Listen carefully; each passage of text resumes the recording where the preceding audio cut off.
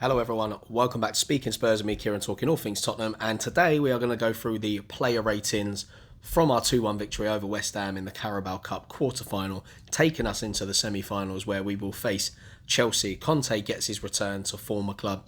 So if you haven't done so already, please subscribe to the channel. Don't forget to support the video with a like and leave your comments below. So yesterday after the game, I did a very impromptu live stream. It was the first one I've ever done. I know it wasn't great. The whole point behind it was just for me to test what live streaming is like and just see what you can do on the basics of your mobile phone. Now I've got a little idea of that. The next one that I do will be scheduled in advance. You will know about it, so you'll have time to log in, and it won't just be a random one where if you happen to tune in, you tune in. So we're going to talk about the players themselves today. So the lineup for this game was Hugo Larisse in goal, the back three of Sanchez, Dier and Ben Davies on the left of that three. Matt Doherty got a start over Emerson Royale, with Sergio Reguilon reinstated back on the other side, fully recovered from COVID. Oliver Skipp came back in for a start, meaning Winks dropped to the bench with Hotspur as well partnering him after Hotspur missed his very first game for us in the league since signing from Southampton. Lucas Mora, Kane and Bergwijn made up the front three. Like we know how the game went, we won the game, we played very well, spoke a lot about it yesterday. So we'll talk about them as players individually and their ratings. So Hugo Larisse, I'm going to give him an 8. He had to make a flying save amid lots of bodies after 15 minutes from a deflected Bowen free kick. On the half-hour mark, he made 2 flying saves to tip over looping Souček headers. He then rushed out bravely to deny Bowen at his feet just before the hour mark, and that was probably the most important of all of them just because of the stage of the game it was. Loved the way he came out, loved the way he commanded his area. He dealt with everything in the box really well, I felt. Pushed him over for corners, covered himself on the one that he wasn't sure of. There was one that just went over the bar, but still he was there regardless and almost crashed into the post in the process of that. So a good game for him. Davinson Sanchez, still in the back with the injured Romero. He made some massive sliding tackles and interceptions in both halves of the game. He had more to do than his colleagues as he covered the space behind Doherty. And in the system that we play, we are going to bomb on. Doherty was forward quite a lot. So Davinson Sanchez, not Sanchez, had quite a bit to do in that respect, and I felt in the last 15 minutes of the game he really covered himself in glory, made some important blocks and tackles there. Eric Dier in the middle. It was always going to happen after your manager comes out and says that you can become world class and one of the best in your position. He was always going to have a troublesome time there, wasn't he, after that? So in the West Ham goal that Bowen scored, didn't cover himself in glory there. Larisse played the ball right to him in the box from a goal kick. There was nothing really on other than a long ball over the top. Dier decided to play it along the floor. Wasn't enough power. There was 2 West Ham players to get the ball through. Didn't get through either of them. Ball goes into the box to Bowen, who drifts one side, pulls back in the other, and the rest is history. Threw his legs into the back of the net. But look, pretty much everything else that he did in the game was pretty good, apart from that goal. So unfortunately that knocked him down to a 6, because that could have been a mass turning point in the game, and we were under a lot of pressure at that point after scoring ourselves. Ben Davies, on the other hand, he comes out with a 7. Another solid display from him on the left hand side of the back three. Conte urging him to get up the pitch whenever he could, and as I said last night, he's been getting forward a lot recently.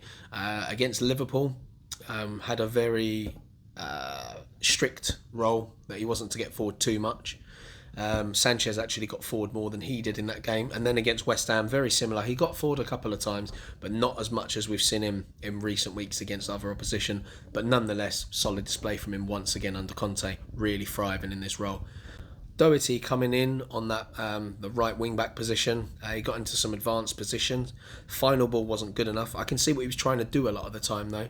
Defensively, I thought he was fine. He was pretty solid throughout the game.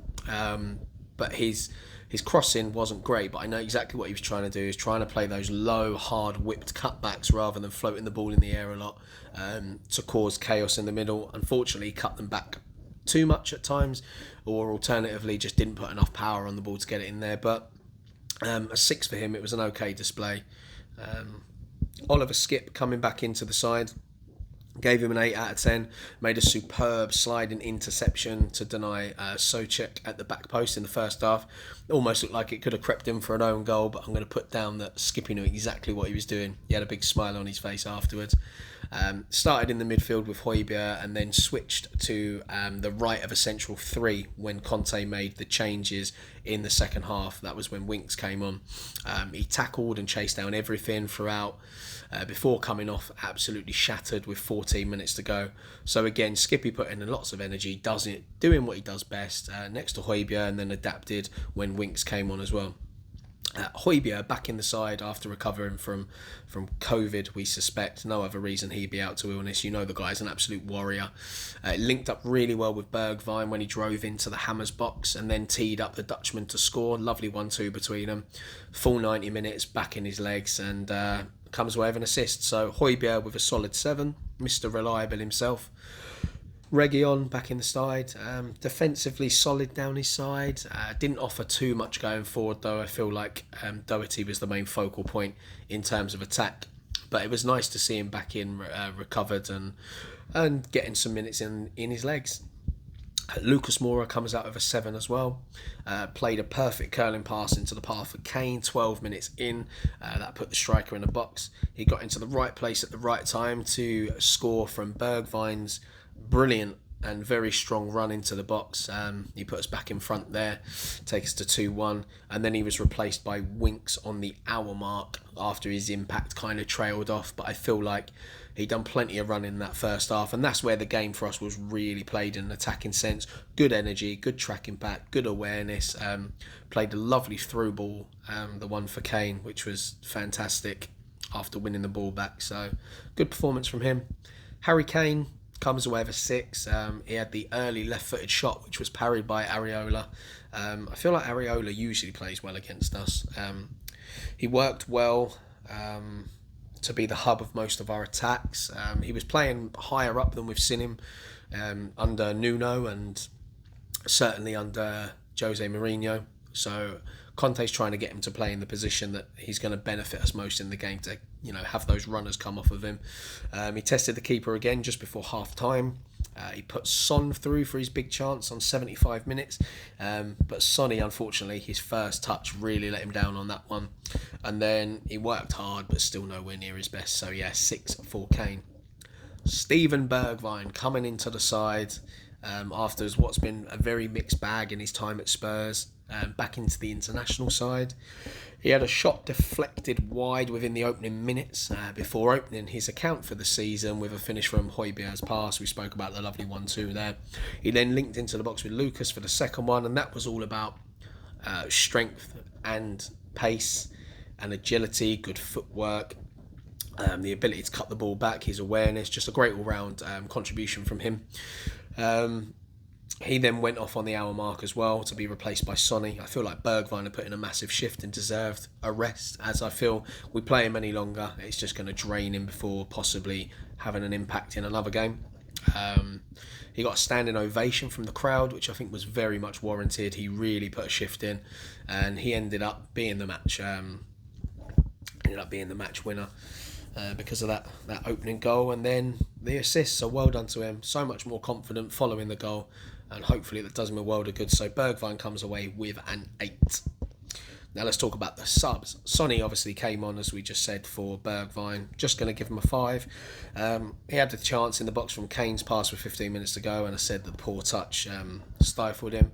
Struggled to make an impact during his time on a pitch. So yeah, comes away with a 5. Winksy, when he came on, some lovely crunching tackles early on, helped keeping the pace of the game going, made his presence felt. He worked hard in the 30 minutes he was on, but didn't have enough time to do loads to earn any more than a 6. Dele Alli also brought on. He got 15 minutes from the bench. Didn't make much of an impact at all on the encounter, but he come into the game, 15 minutes to go. The game's it's a completely different situation. We're more worried about maintaining the lead than going on to score loads of goals. And then Emerson Royale also came on, as well as Japhet Tanganga right towards the end of the game to help shore things up. Royale obviously slotted in at right back for the final minutes, and then Tanganga actually came on for Reguilon on the left, and what that allowed us to do was have a solid line across the back. Tanganga's obviously more known for his defensive attributes than he is attacking, so he helped shore things up a little bit. Passing was a bit stray from Tanganga when he was on, but yeah, through to the next round, up against Chelsea. Could possibly have a first final against Arsenal, which I've been waiting for my whole life. Since we've had plenty of quarterfinals, semi-finals, we've had some great games. The 5-1 against them, we even made a DVD about it, as we do when we get wins. So very much looking forward to the next round. But that's it.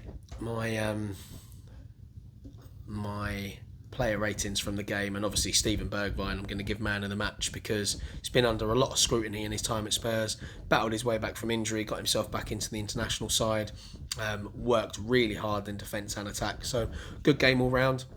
Hope you enjoyed the player ratings. There is going to be another video coming tomorrow where we're going to talk about some transfer stories, and I will get the bit about St. Maximam in there, because as I said, somebody mentioned the fact that he hasn't been linked with anyone, so I'm going to explain why I think he hasn't had any links. But there's going to be bits in there about what we're doing about the Europa Conference League, a little bit more about Dier, a centre-back from Barcelona, and Joe Rodon's links with Newcastle, and then anything else that crops up over the course of the day and tomorrow. So thanks for sticking around. As I said at the beginning, don't forget to subscribe, like and comment.